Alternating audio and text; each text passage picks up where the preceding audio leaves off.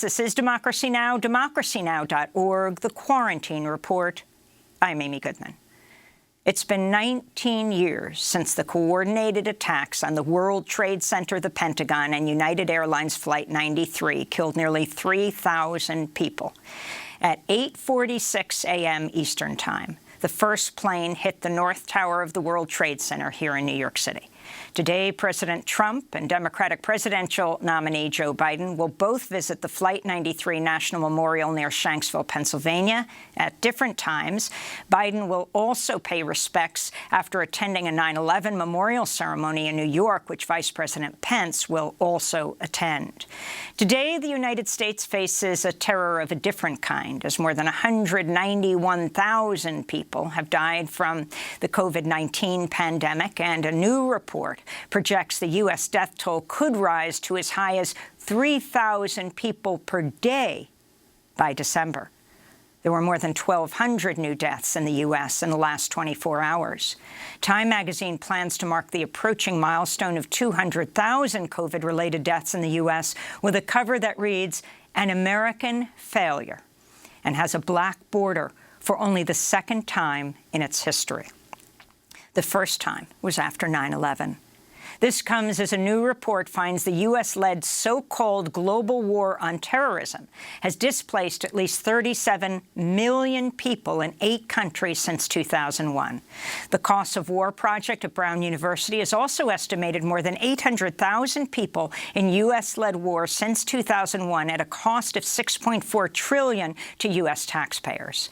The new report is titled Creating Refugees, Displacement Caused by the United States Post-9/11 Wars.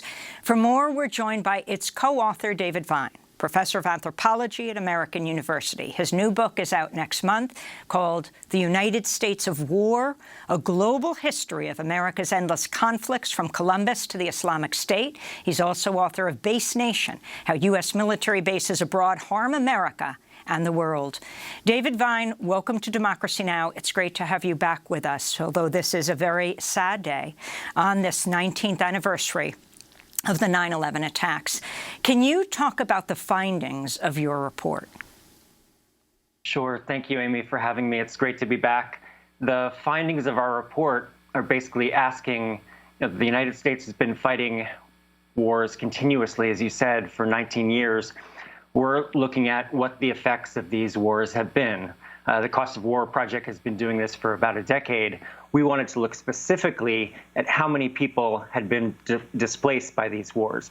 Basically, we found that no one had bothered to investigate how many people had been displaced by the wars in what are now actually at least 24 countries that the United States has been involved in. And we found that in total, at least 37 million people have been displaced in just 8 of the most violent wars that the United States has either launched or participated in since 2001. That's Afghanistan, Pakistan, Iraq, Somalia, Yemen, Libya, Syria, and the Philippines.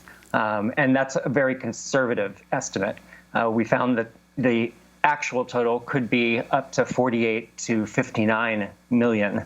And I do think we have to pause on these numbers because we, in many ways, our lives are drowning in numbers about COVID, about many things that are important to track quantitatively. But to wrap one's mind around what just 37 million people displaced is difficult, in fact, and I think it requires some active effort. It certainly did for me. 37 million, to put it in historical perspective, that's more people displaced by any war since at least the beginning of the 20th century, with the exception of World War II. And if our larger, less conservative methodology is accurate, the 48 to 59 million estimate, that is comparable to the displacement one saw in World War II. Another way to try to wrap one's mind around just the 37 million minimum figure, 37 million is about the size of the state of California.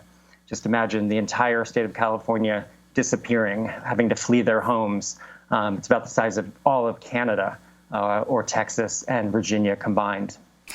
And for those enough who are lucky to have homes during this pandemic, I think people particularly appreciate. I mean, the word refugees is thrown around, but what it means to be displaced. Can you talk about why those 8 countries, and can you correlate that with U.S. wars abroad? Sure. We wanted to focus on the most violent wars that the United States has been involved in, the wars that the United States has most deeply invested money and of course, the blood, the lives of U.S. military personnel and by extension, the lives that have been affected, the family members of U.S. military personnel and others. We wanted to look specifically at the wars the United States has launched.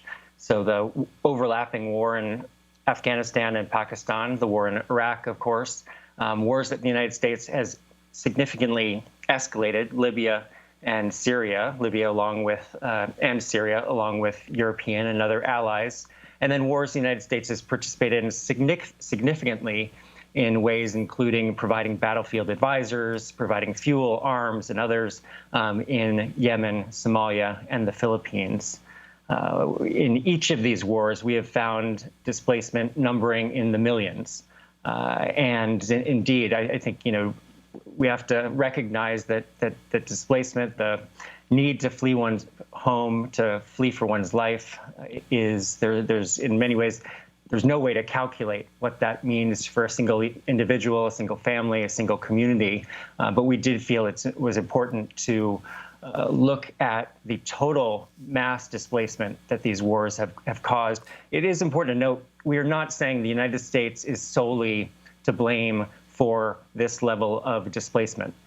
Clearly, there are other actors, other governments, other combatants who are important in the responsibility they bear for displacement in these wars.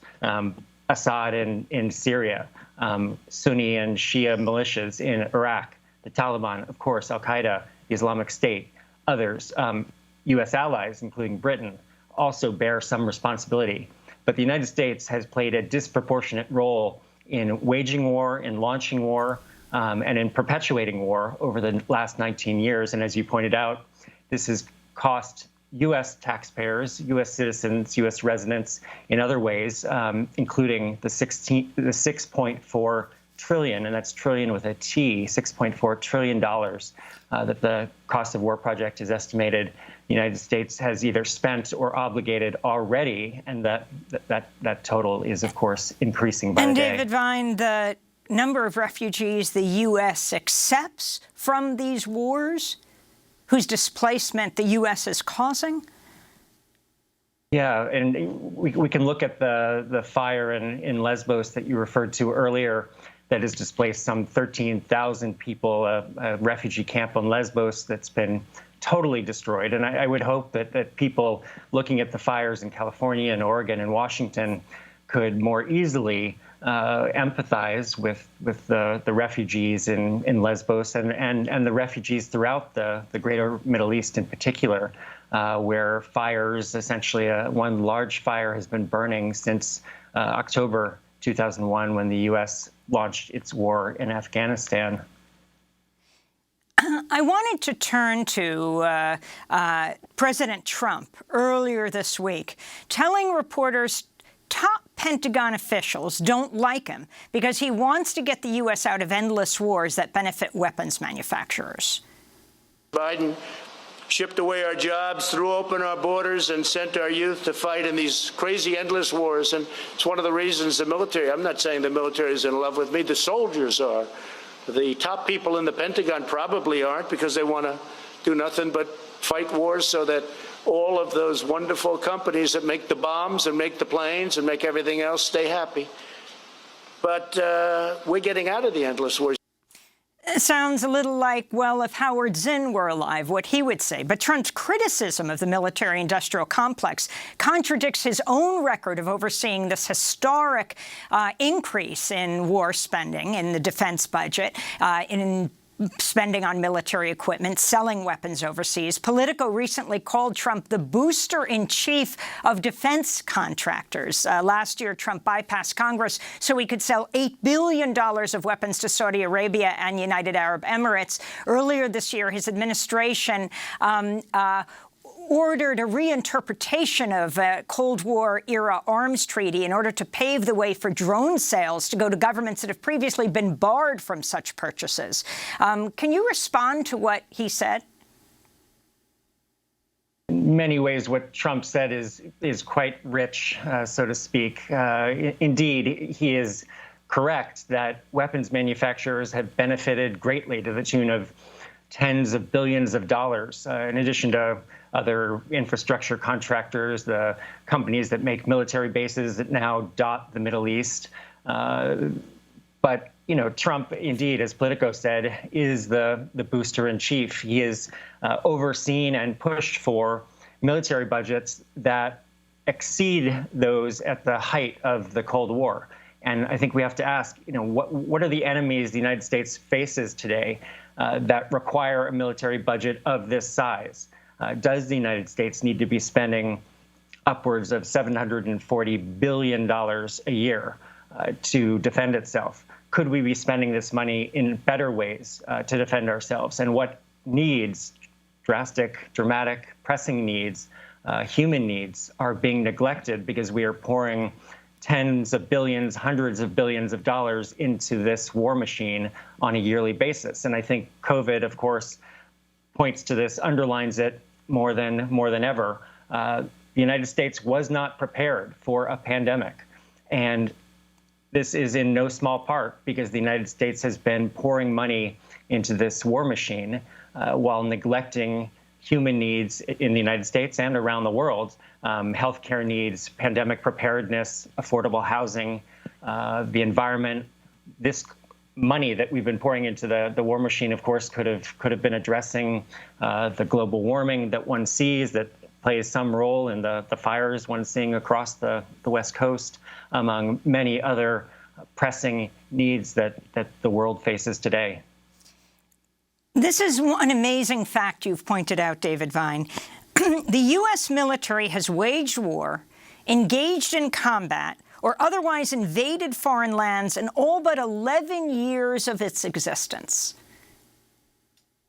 That's right. The past 19 years of war, many people often see it as exceptional, as strange that, people entering college today, or most people enlisting in the U.S. military today, will not have seen a day of their life, or will not have no memory of a day of their life when the United States was not at war.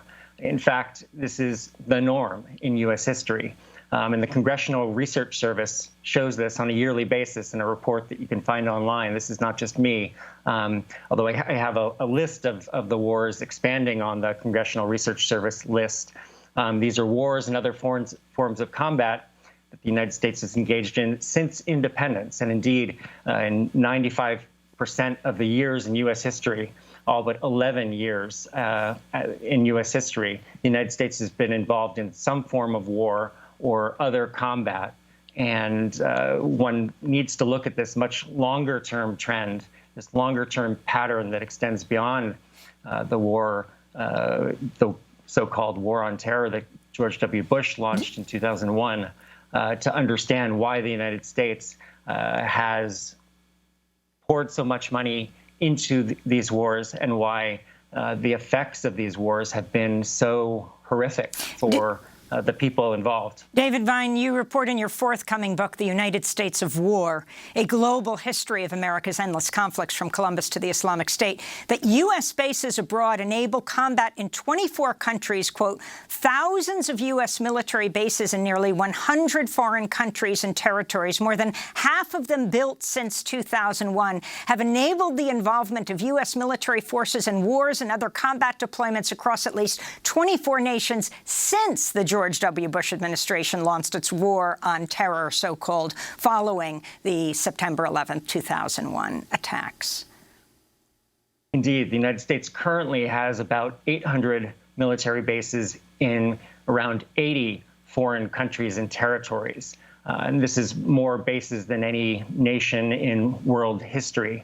The United States has, as you alluded to, had even larger numbers of bases. At the height of the wars in Iraq and Afghanistan, there were upwards of 2,000 bases abroad.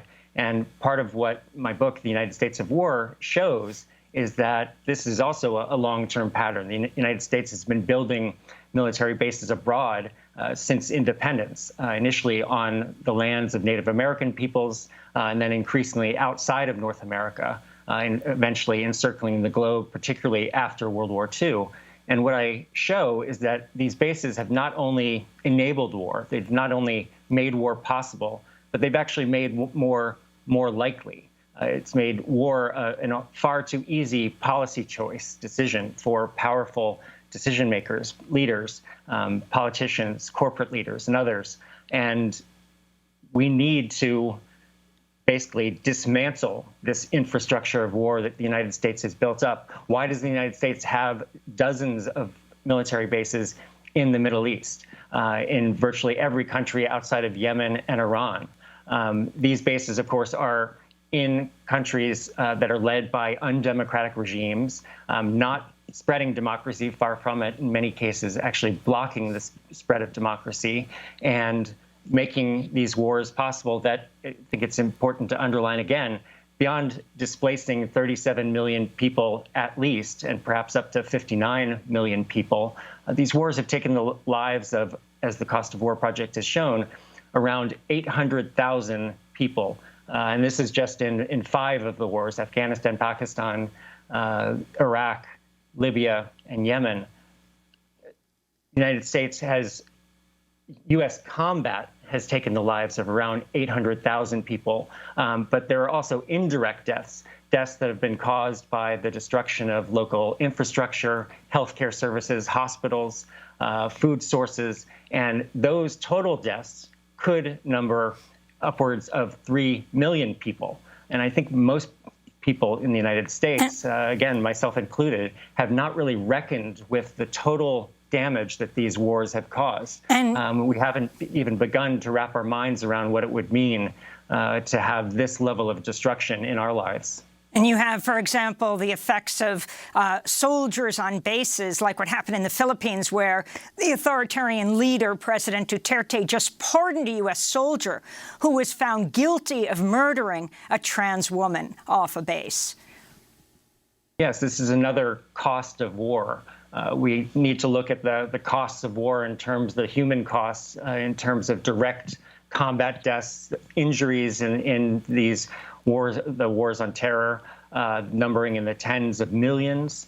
But we also need to look at the deaths and injuries that are caused on a daily basis around U.S. military bases around the world. These bases have, in addition to enabling the wars that the United States has been fighting, they have very immediate harms that they inflict on local populations, including in the Philippines and in, as I said, around 80 countries and territories around the world. Well, damage to their environments, their local communities, in a whole variety of ways. David Vine, I want to thank you so much for being with us, Professor of Anthropology at American University, co-author of the new report on the Costs of War Project, headlined Creating Refugees, Displacement Caused by the United States Post-9/11 Wars. Your new book coming out, The United States of War.